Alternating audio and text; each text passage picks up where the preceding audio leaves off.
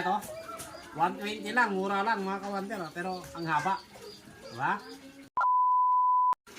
Hello mga kawander, so meron kaming butete. Ito sa barangay Inakban. sa ng misis ko, sa lugar nila. Ito ang atay, kinikilaw pa eh.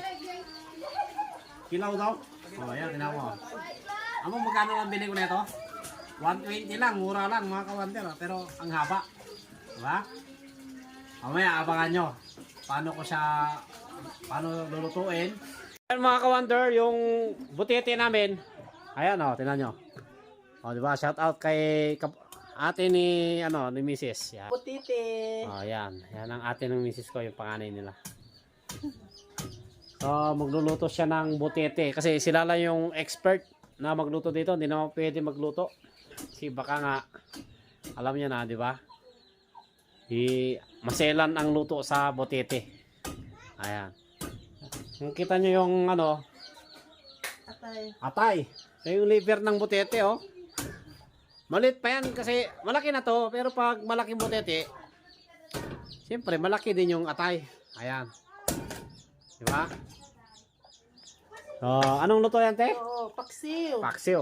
Ang laki, oh. Oh. Butete. Butete. Paksiw ang loto dito. Paksiw. Paksiw, pwede rin yung sabaw, pwedeng adobo.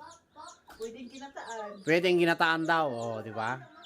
Yan ang taga Bisaya. Sila yung expert dito na nagluluto. Siyempre, meron kaming shellin dito. Ito, shellin namin, oh. Oh, di ba? Oh, lakas yan. Yan ang shellin namin dito. Ay, kasi. Oh. Wala ko kupit-kupit ang pamukit. Mamaya, abangan nyo. Pag maluto. Pag maluto, matatakam kayo pag ako kumain. Kasi. Pinakuluan muna. Oh, pinakuluan muna sa yung mainit na tubig para matanggal yung lansa, no? Oo. Oh. Anong luto niyan? Paksiw? Paksiw. Yan, papaksiw natin yung mamaya. Oh, sarap. Yan ang paksiw na butete. Oh, malapit na maluto. Nakakatakam, no? Ito ang ulam sa taga probinsya. Ito ang ulam namin sa Bisaya, probinsya. Oh. Araw-araw yan. Oh, pwede, kahit araw-araw masarap. Oh, di ba? Mura lang 'yan, 60 isang kilo. Oh. Si Wonder Cat, natatakam na, sarap ba? Masarap yung butete.